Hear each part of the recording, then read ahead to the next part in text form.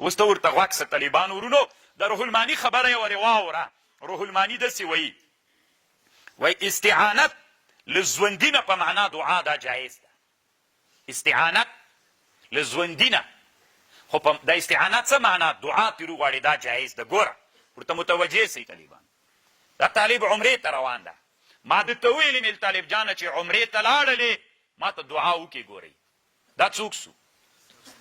دا استعانت سو له ژوندي نه، خو دا استعانت په معنا د چا سو؟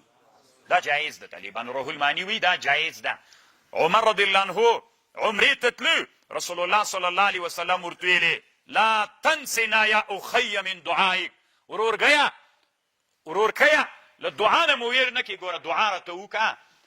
استعانت کومک له ژوندي نه په معنا د چا باندې دا جایز یو.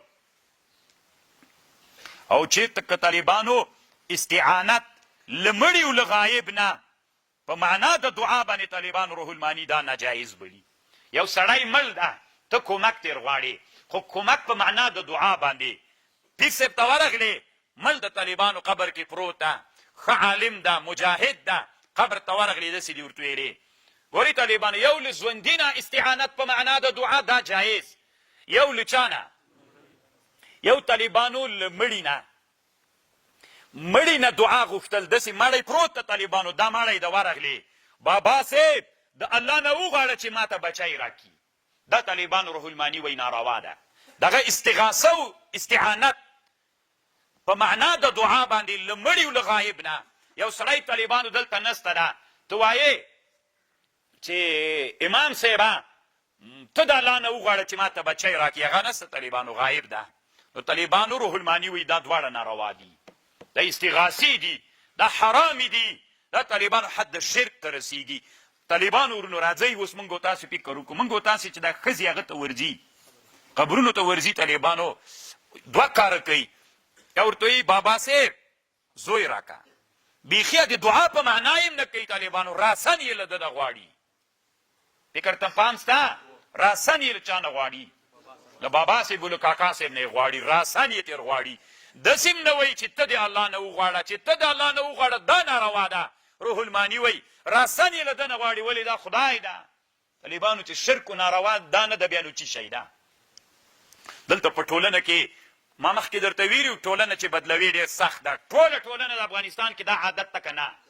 دا که نه طالبانو؟ اوس علما راجېږي، حکیمان انسانان له دې فکر نه اړوي. په ټولنه کې کم علم علما، لکه علما د یهودو د پیسو دپاره، نو هغه نارې راوهي. فکر ته پام وي اوس ځوانان علما را پیدا سوي یا علما را پیدا سوي، پنجپیریان وابیان دي چې د پلارو له نیکه هغه نه م وانړي. د پلارو نیکه خو د دا عادت و. پیر صاحب راورسېږه د ښه پند هم پې باندې پورته کو. دا خو هغه د مشرکیت انا وجدنا علیه آباءنا، د هغه اعما تقلید و چې تحقیق نه و، ګمراه کن تقلید و. نو هغه که پلرونو کو که هر چا کو طالبانو ورونو چې بیا دوی وایي نو دوی که خلک دي که دي موږ پلرونه ښه خلک ول، نو خو خیر ده چې ناروا رواج سوي وي. او دلته ټوله فلسفه خپروله. دلته د قرآن تفسیر د نن نه 10 کاله مخکې افغانستان کې د قرآن تفسیر مطلق بند و طالبانو ورونو. دا اوس هم طالبانو زه په دې معلومات لرم. یو چا راته ویلې امیرالمؤمنین صاحب ته چا خط لیږلی و، شیخ یو پیر غوندې ورته لیږلی و، داسې ورته لیکلي و چې دا ترجمې ټولې بندې که که پنجپیریت غواړې چې افغانستان کې بند سي، څوک بندې که؟ بندې که طالبانو د دې به بس پنجپیریت خپله ختم شي. قسم د طالبانو.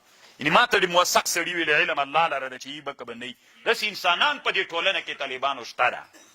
خبر خو پوهېږئ. موږ غواړو چې انسانان را بدل کړو. تاسې اوس ځان سره فکر وکړئ. اسلام کې قبر ته ورتله د څه لپاره دی؟ عبرت. بس دی مړ ده زه مړ کېږم، عبرت. طالبانو سمه خدای ترې جوړ کړي له زیارت نه. پیر صاحب خره نه بار غورځېدلی ده، پیر صاحب راورسېږه، ولې الله نه یې نه غواړې. دا خو هغه د مشرکانو عادتونه همدغه ول که نه چې بوتانو ته به یې ویلې، لاتو مناتو عزا ته به یې نارې راوهلې طالبانو. اعلو هبل کله چې د بدر د احد په جهاد کې ابو سفیان غالب سو، طالبانو څه یې ویلې؟ اعلو هبل.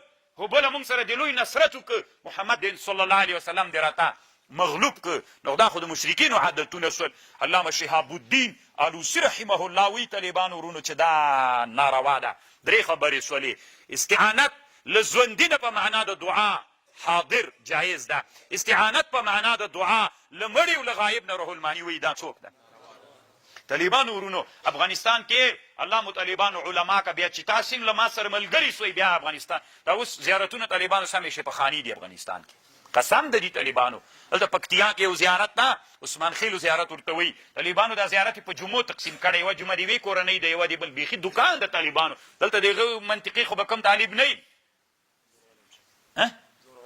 نه یې خو به نه ورغلی خو به یې چې خپله دی قصه درته وکړي طالبانو چې په جمعه باندې تقسیم د یوه جمعه د یوه ځکه اوس یې مسیحان ډېر سوي صحیح ده دی به بزرګي مونږ احترام ورته لرو خو دا زیارت